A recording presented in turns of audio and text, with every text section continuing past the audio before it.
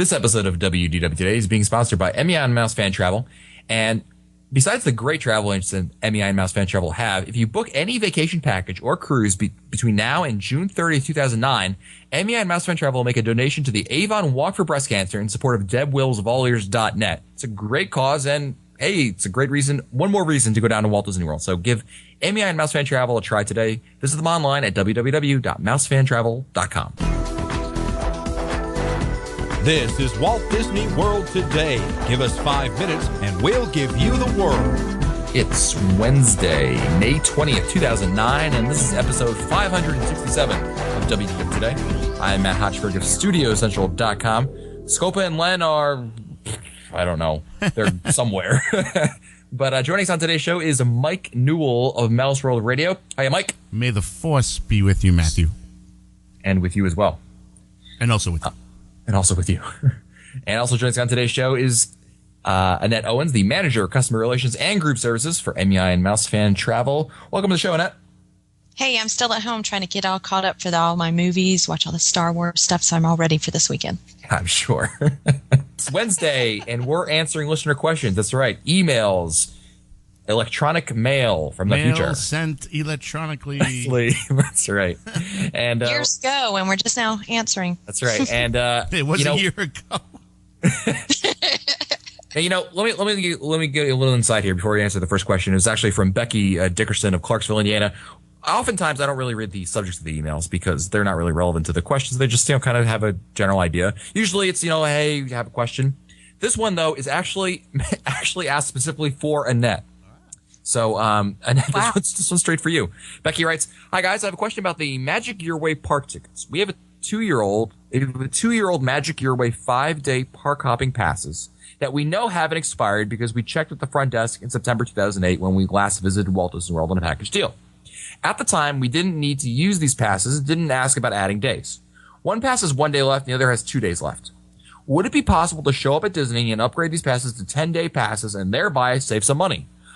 I thought this might be a good question for Annette. Annette, I hope you are there." I'm here. Yes, you could take those to guest services, and they will give you the value of that 1 day or that 2 day, whichever. Sounds like you have two. You actually can combine them together. They'll give you the value of what's left, and then they'll apply that towards your whichever you decide, an annual pass, a 10-day. But just remember that, it's not going to be that 1 day ticket. It's going to be devalued from what you originally purchased. Right. Good. Next email's from Bradley and Newell, and I wanted to make you feel like you were left out here, so this question is right for you. Great. Email's from Bradley Valdivia, who writes, "I was wondering on how is it possible to get some of the music that is played in the parks? I've been listening to Mouse World Radio, but I'd like to get some of the theme park music on my iPod."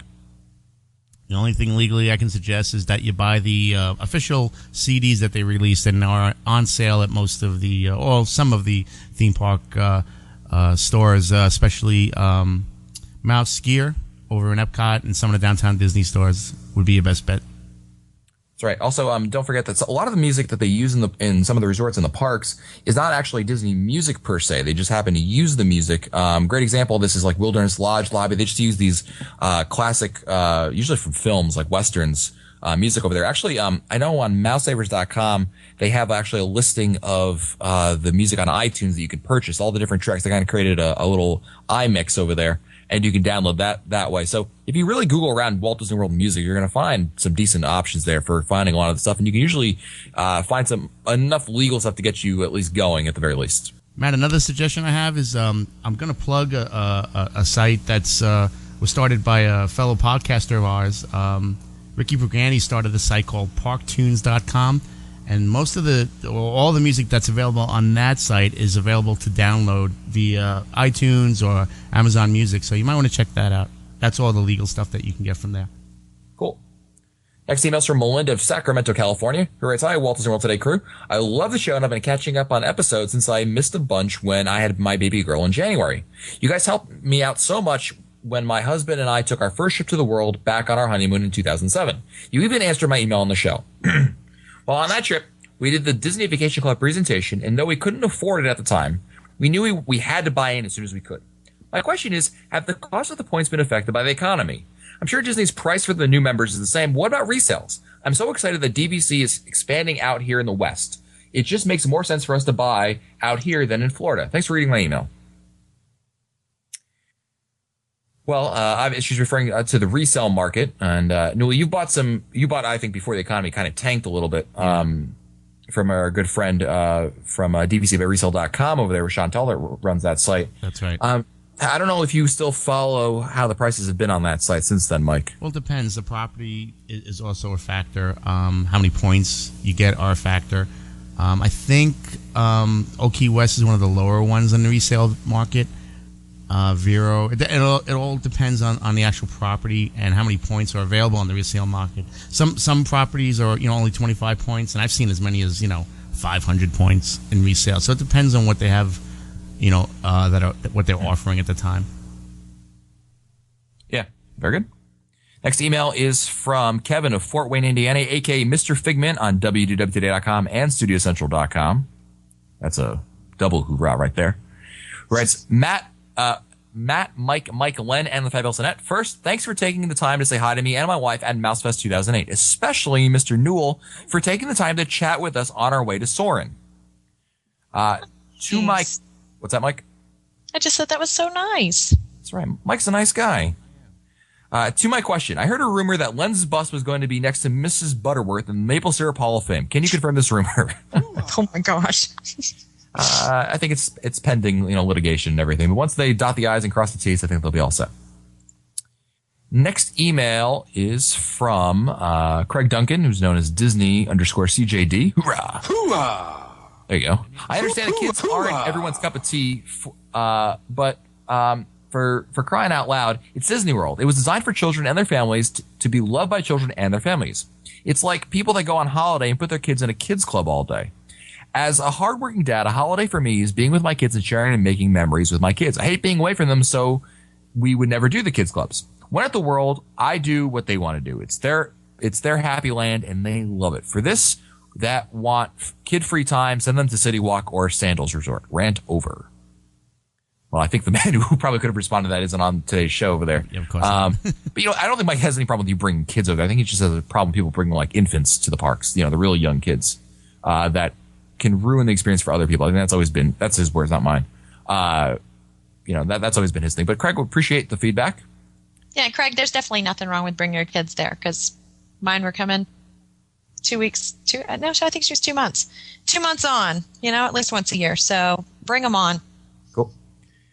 I got a question I think Newell will know the answer to. It's from Julie from, oh God, what is with these Indian names? Manahawkin, New Jersey. She wrote Southern, so I could have cheated on that one. I write, Dear Matt, Mike, and Len, I love the show. However, the last time I wrote to you guys, you totally made fun of me because I said that the Pirated Princess party was a complete waste of time and effort. Now my whole family wants to know the episode number so they can further humiliate me, but they have yet to find it. I think you can check the WWTA wiki, Julie. You can probably find it over there. Anyway, my question for you today is about music. I love listening to the music that is played in the attractions, parades, and shows since it gives me great memories. I purchased, my mom purchased anyway, the Illumination CD back in 2000 when the show was new along with the parade Tapestry of Dreams. Let's just say that I lost that CD. It melted in my car. And I was excited to buy a new Illumination CD this past trip to Disney. I was really surprised to find that the Tapestry of Dreams song was, quote, remastered. And I kind of find the kids speaking over the beautiful music to be cute, but also a little distracting from the orchestrations. Also, having dream, dream, dream thrown in at random parts of the song is weird too. Does anyone else feel that way, or am I opening up the floor for some more jokes at me? Do you guys prefer the old versus the new song better? I'm sure that a lot of people have no idea what I'm talking about, but I figured I would ask. Newell, I will defer to your opinion on this. What are your thoughts on the remastered Tapestry of Dreams song? Totally right about that. I totally agree with You're muted, Mike. We can't hear you. How about that? There you go. Is it too loud? Because I got a buzz I can't really hear. No, it's good. Okay. Yeah, I totally agree with her. When I heard that remastered track, I was like, "Oh, what did they do?" But I totally agree that the first one that was the first official release is probably the better of the two. Now, Mike, I know on Mouse World Radio, after you play Illuminations at 9:00, you play Tapestry of Dreams. Is that the new one or the old one that you play? That's the remastered one. Yeah, so that's the one. Okay, that's the annoying one that goes on for 8 hours and. Yeah. Dreams. I still like the track. Which is why it's there. It's not as good. I have the original one too. I don't know why. I put the second one in. Maybe because it was newer. That's why I put it in there. I don't know. Okay. But that's the one. You're right. That's the one that does play. Cool. If you want to hear what that listener was talking about, you can find it there. Next email is from Ken in Atlanta. Writes, I debated sending in this question as I don't want to be on the grid for the DIA, Disney Intelligence Agency, to find me, but you guys were the best secret agents to ask this question. Due to the economy, I'm looking for some ways to cut down my Disney expenses. I have a friend that's a Disney Vacation Club member, and they tell me that in order for me to get a Disney Vacation Club discount annual pass, that I have to have the same address as them. Now, here's my question. How closely does Disney look at the address when someone goes to turn in the voucher? Also, can someone use a passport as a valid form of ID? Passports are official forms of ID, but they also don't have a person's address listed. Just curious. Ken, I know that someone actually, a friend of mine who's an adult, but his parents own Disney Vacation Club, and I'm 90% sure. Now I'm trying to recall if he was able to, because I remember he was trying to get his annual pass discount, and I'm not sure if he was able to do it because obviously he didn't live in the same house as them anymore. So I'm thinking he was out of luck in that regard, Ken.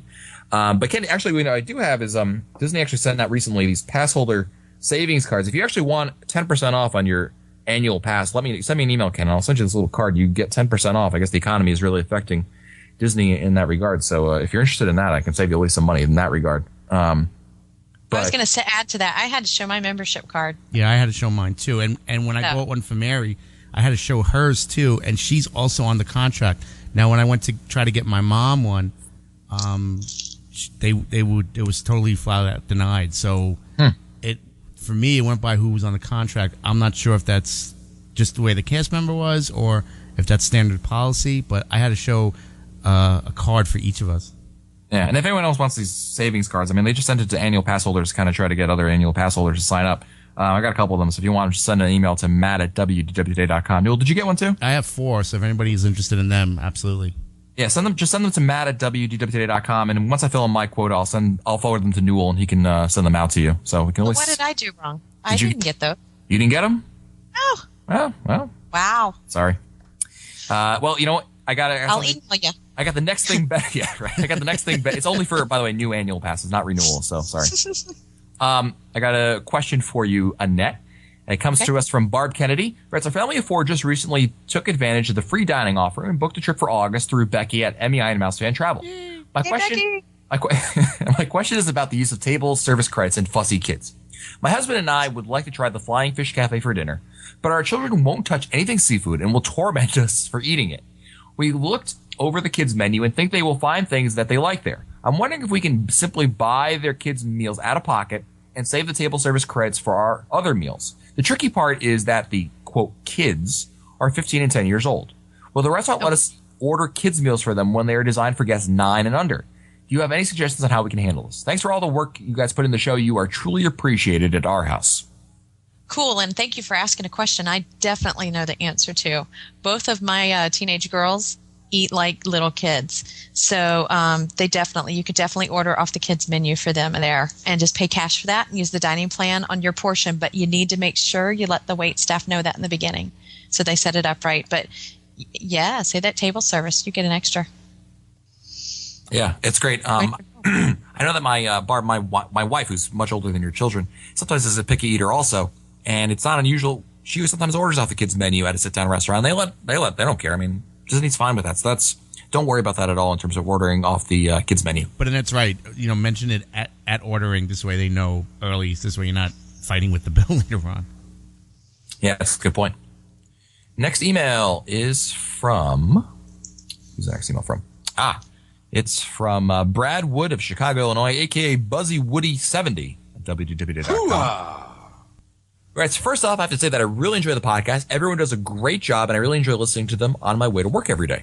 Thanks, Brad. Is there any information about the pool facilities what they'll be like at the Treehouse Villas? We're planning a trip in June, and our Disney Vacation Club members at Saratoga Springs. We want to switch our reservation to the Treehouse Villas, but we're wondering if the pool would be anything special. Can't find too much info on the web, just some older pictures that show an ordinary pool.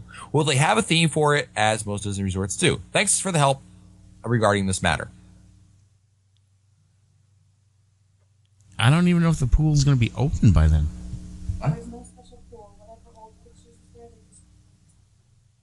Give her a mic. Yeah, really.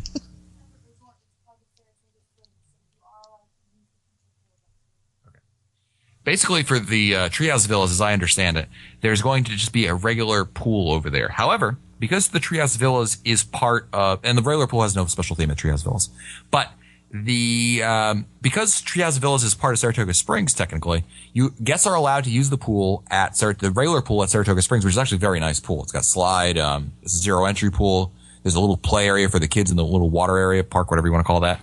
So it's very nice. So you can actually use that pool over there, and I would probably recommend you actually check that one out.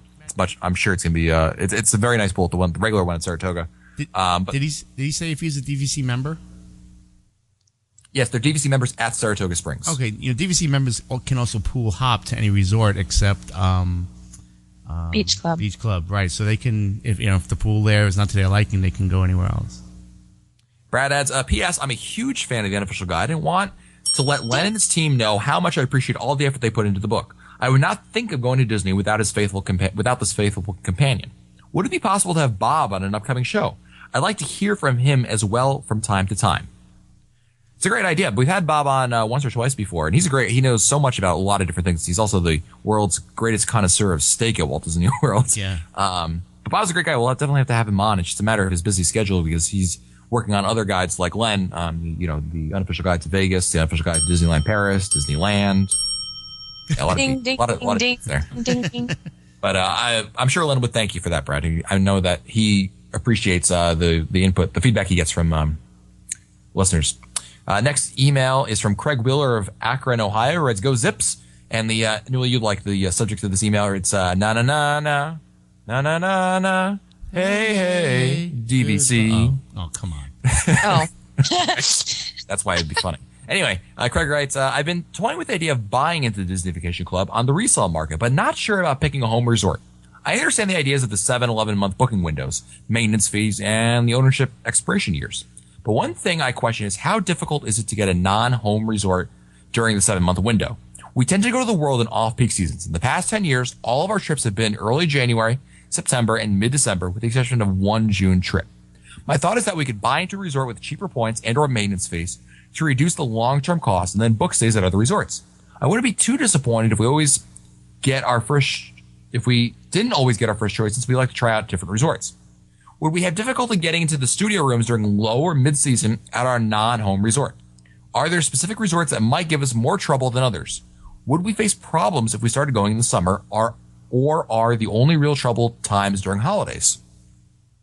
I'm noticing trouble anytime. Really?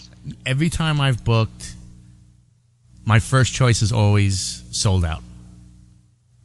So I either have to change time or change resorts. I think it's we haven't had that problem. It may just be the dates we're choosing now. Now I haven't tried this year. Now with the economy, I don't know if less people are traveling, but the last few years it's been very difficult. What do you think, Annette? Maybe, and Mike, feel free to jump in here. What do you think is is it just a matter of there's always Old Key West and Saratoga Springs available?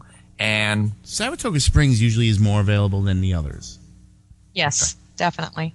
I got to say, Beach Club tends to go very, very quickly. That's the one I've had problems with. We've always had to waitlist Beach Club. Right. But we actually got into Bay Lake, and we just booked it recently for August. So I definitely think that the fact that he goes during off-peak times is going to help quite a bit. Right. But when you start talking about the summertime, obviously, the studio rooms will go faster because they're less points. So I should say obviously, but to me, it seems that way. Yeah. I mean, Annette, you own at Hilton Head, right? Right. So you use your home resort, not quite that. You don't use it at all when you come to Walt Disney World because it's obviously not in Walt Disney World. No, and it was funny listening to his question because my husband, being an accountant, definitely, played the number game. And so we go to Hilton Head about every 4 years, and the rest of the points are used for Disney World. And we really we've been able to go the dates we wanted to get. It was just a matter of being flexible on where we were going to stay. We might have to give up Boardwalk and go to Wilderness Lodge or, Fred Block is yelling at his iPod. What's wrong with that? Yeah, well, it all depends on where you want to stay. That's all. That's right. Okay. Well, I mean, I think your plan definitely makes some sense there. But, just evaluate what's important to you. I mean, if you've got one resort you really want to stay, you love it, having that home resort advantage is huge. But if you're okay with staying at Saratoga Springs and Wilderness Lodge and, from time to time, that's fine too. So, as long as you're okay with that. But like Mike Newell said, I think if you're going to start trying working summer trips, I hope you like Saratoga Springs because you're probably going to be staying there quite often, Right. assuming there's availability over there. If you're dead set on going to Saratoga, you're not going to have a problem. I've never seen it. I should say I've never seen it, but it's very rare that someone has to be waitlisted to get into Saratoga for whatever reason. Right. I guess one other thing just to bear in mind, because we did, we don't have a maximum number of points, you have to figure that out too, what you think you're going to need. But just think about if you're ever would possibly want to do a 3-bedroom because those are very, very hard to get. So that would be hard to get in a 7-month window. Cool. Next email is from Kevin Quigley, who writes, subject of the email is Mike Newell is my biological father. Hoorah! Who writes, I'm pretty sure. Kevin. I'm pretty sure I'm kidding, but the resemblance is uncanny. Uncanny, I say. I'm sorry, Kevin. I apologize for that. Anyhow, Kevin from Boston here. That's you know Kevin, how right? you guys recently, recent of course being relative term, did Sip and Snack Part 2? How about a 4 parks in 1 day redux? You talked about doing it next time with 4 attractions and or using only Disney transportation. I like to see and hear that. Your last show is such an inspiration to me to do 4 parks in 1 day myself, and I'd love to hear how the masters do it even with more challenges. Let a poor chili guy from Boston know I like turtles. Very nice, Kevin. Kevin is the best emailer we've got. He's just very interesting things, even if he's got nothing to say. It's always great. That's KevBot, right? That's right, Kevin. Yes. He's a Bruce Springsteen fan, if I remember. Ooh, our favorite, Mike. Oh, great. Next email is from Howard in Fairfax, Virginia. Who writes, I'm one of those unfortunate desk jockeys who maybe isn't as in shape as he needs to be. In preparation for my next trip, I've started walking again. The last trip up, my first trip, I got pretty worn from walking hither and thither in the hot Florida sun. So I started walking to maybe try a little more, to get a little more in shape this time. As I started walking, I started thinking how neat it would be to walk around the park whilst listening to something like Mouse World Radio and being able to pretend like I was actually walking around the parks or the hotel or whatever. But I don't have an iPhone or iPod Touch or any other system that can actually play Mouse World Radio. And I'm not aware of any other such recording that would help me visualize walking around the world. So to Mike, have you ever thought about putting out some of Mouse World Radio's stuff in podcast form? I imagine that were there a man who could get such a podcast together, you'd be the man. I mean, who wouldn't want to pretend like you're back in the world, walking around Main Street or walking around World Showcase instead of walking around the same side of your random road someplace? Please consider it and keep up the great work, everyone. Listening to your podcast always helps me keep the magic alive a little bit longer for me. I've got 4 words. The Recording Industry Association of America is a reason why Live 365 has started charging over the years is because artists have demanded royalties, which rightfully they do deserve. However, we have to pay for that. So the bill for Mouse World Radio alone is really steep, and to pay royalties and fines and fees if I ever released a podcast would just bankrupt me. So legally, it's never going to happen. But don't forget also, you can also now listen to Mouse World Radio if you have a smartphone. Right. A BlackBerry. I know he doesn't have an iPod, but if you have a BlackBerry, you can also listen to Mouse World Radio on there. So perhaps if Howard, you might just invest in a new phone, and you can listen to Mouse World Radio on there. Right. And that can kill 2 birds with 1 stone. You just need a web-based phone. So anything that'll pull up a web, and if it's Flash, it's even better. Makes it even better. Cool. Next email is from Matthew of Mars, Pennsylvania. Okay, it's a suburb of Pittsburgh, but the same deal. Hello, and welcome to the land of Sixburg and home to the world champion Pittsburgh Steelers. Thank you, Mike. Glad we finally be truthful about everything here. My hearing may be failing in my advanced years, but I believe that on episode 525, I heard that the points that the Disney Vacation Club assesses for stays have increased. Technically, I don't think this is the case. Once the point chart is set for a Disney Vacation Club accommodation, the Disney Vacation Club can increase the points required to stay on certain dates, particularly as the calendar changes for spring break, etc. But this requires the Disney Vacation Club to reduce the points required to stay on other dates, so that in total the points values does not change overall, much like Newton's third laws of physics. As Gerald Ford said, probably while falling down a flight of stairs, let's win with inflation now. What does change, however, is the annual dues assessment, which can be increased each year. Thanks for the terrific podcast. I'm not sure I'm clear on the question. Yeah, I think there's a little confusion. The points were reallocated, not Not just bumped up. not just bumped up, right? It's not like Mike Newell got charged more, like it's going to cost you more to do that. So I apologize if there's any confusion there, Matthew. But a great way of there was the subject of the email. Let's put it this way: it wasn't the most interesting thing in the world, but the way he phrased it with the great. I mean, anytime you can quote Gerald Ford, it's a great email. Thank you, Matthew. Shut up, Mike. Next email is from Brett Ward. It says, when going to Disney, I like to fly down the night before and stay one night at a non-Disney hotel so I can go to the parks early, but not pay through the nose by adding another night at Disney. Last time I stayed at the Hyatt at the airport. It was very nice, but expensive. I'm looking for the cheapest hotel that runs a shuttle to the airport. Any ideas for a good, close hotel motel? I'm not concerned about getting to Disney in the morning. We use Happy Limo. They have been great. Well, up to the point, Brett, I think I was going to go Newell Priceline, and we would start going off on Priceline, how great it is. I'm still going to go that route, though. Go ahead, but because he wants one for that definitely has a shuttle to the airport, and it's hard to guarantee that option. Right, with but Priceline. One of the when you're picking through Priceline, you have to pick certain areas, and one of them is the airport area. And I'm not going to guarantee that every hotel has a shuttle, but a lot of the bigger ones do. So if you book, let's say you go to Priceline, and you want to get something 3 stars or higher, or even 2.5 stars or higher, chances are the Holiday Inns and the Hyatts and the Marriotts in the area are going to have a shuttle.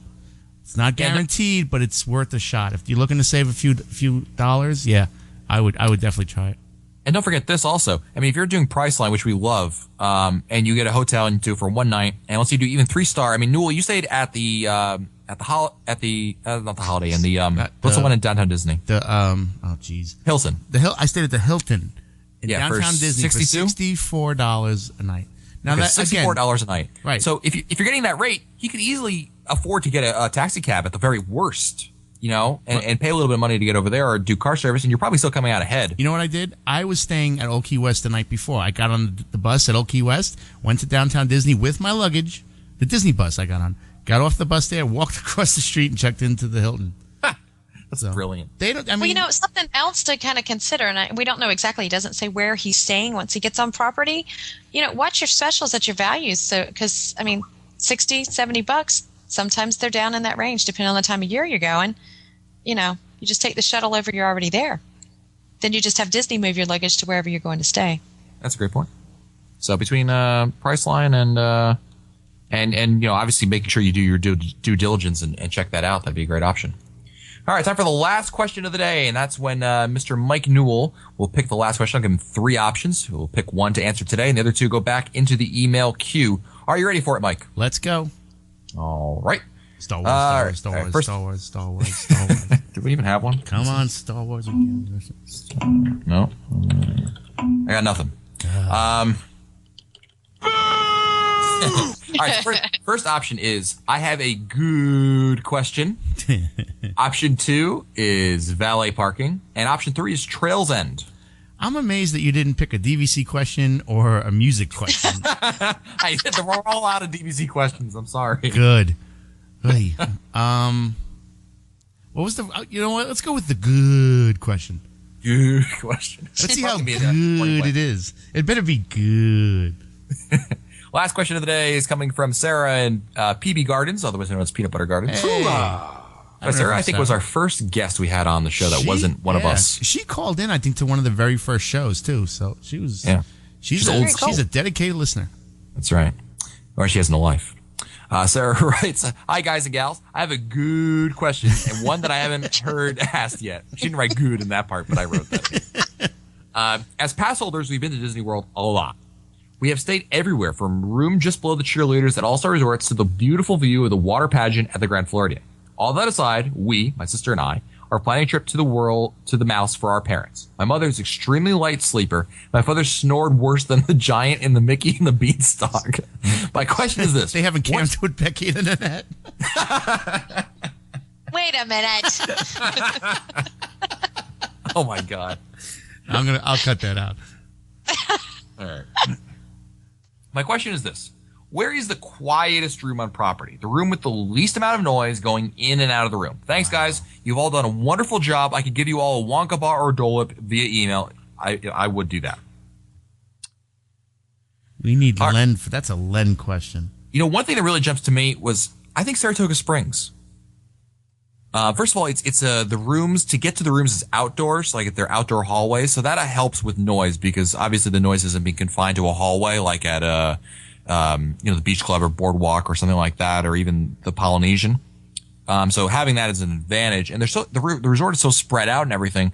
That one kind of jumped to my mind at first. And what's been your experience in terms of quiet resorts? We're kind of thinking the same way because I was thinking Old Key West because that was very peaceful when I was there. Maybe it was just the location I was at. I was at the very, very back of the resort. I'll tell you right on why.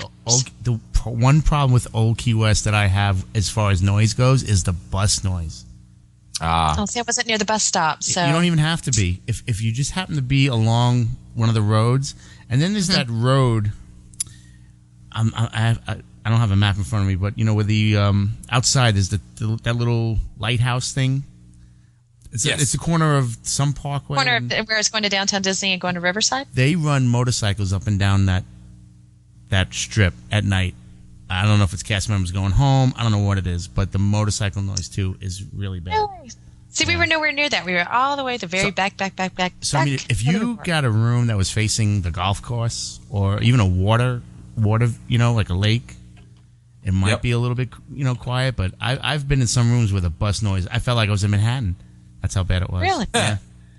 Could have stayed home. Yeah. One thing I think that might work out in Treehouse terms Villas of maybe might be a better option. What's that, Mike? The Treehouse Villas, because you're in the wilderness. Oh yeah. Well, yeah. Yeah, that's good. I think one issue with Fort Wilderness, I was thinking Fort Wilderness is the same thing, but even if you have a cabin over there, there's a lot of noise from the buses because they have to run the internal bus system over there. Right. Those buses were running all the time when we were there camping. Yeah. They were constant. That's the same thing you have with Old Key West, almost. Really? Yeah, I really think Saratoga Springs might be a great option for you for over there because of the reasons I mentioned in terms of noise and everything. The other one that kind of comes to mind, and certainly if you get one further away, that might be a good option. Is there another resort, Annette, that comes to mind? One more that we give as a backup over there? It's got to be. It's tough to think of one. But you could be in the quietest resort, and all you need is a noisy neighbor. Yeah, that's true. And that'll or be next to the elevator or the ice bucket. Or some annoying people doing podcasts from their rooms. Oh, that too. Yeah, that's happened before. I would try for Saratoga. That'd be your best bet, Sarah. But let us know how it goes. Certainly, if any of our listeners have any feedback, be sure to post it at wdwtoday.com. And don't recommend a tent. That's all I'm going to say. Don't recommend it. And before we go, speaking of annoying podcasters, this weekend is Star Wars Weekends, and Mike Newell, Annette, and myself will be down for Star Wars Weekends, and we've got a lot of live stuff planned, especially if you are European listeners. We're going to have some daytime stuff, so actually it'll be a good time for you guys. So check out wdwtoday.com this weekend for lots of information on some live shows that we're going to be doing impromptu. Lots of great stuff over there, so check it out, wdwtoday.com. Also, really quick, just sign up for our Twitters. If you're a Twitter user, sign up to Mouse World Radio on Twitter, and we're going to be posting every time we go live on Twitter and Facebook. So if you're around, tune in. Cool. Don't forget that this episode of WDW Today is being sponsored by MEI and Mouse Fan Travel, and planning a trip to Walt Disney World, it can be a lot easier than it is. I mean, whether you're a seasoned veteran and you know it all and you just want to make it easier on yourself because you've done it all before, or you're a new person to Walt Disney World and you want a little hand-holding, the great travel agents at MEI and Mouse Fan Travel can help you do that. Becky and her travel agents have been doing this for many years, and regardless of your knowledge of Walt Disney World, they can help you figure it out. Give them a try. Visit them online at www.mousefantravel.com. If you want to find our older episodes, read our show notes, or send us your comments, visit the WDW Today website at wdwtoday.com. For Line Testa, Mike Scopa, and Mike Newell, and of course, the fabulous Annette Owens of MEI and Mouse Fan Travel, I'm Matt Hochberg. We'll see you on the next show. Stupid Judy, stupid energy. This has been a production of Mouse World Radio.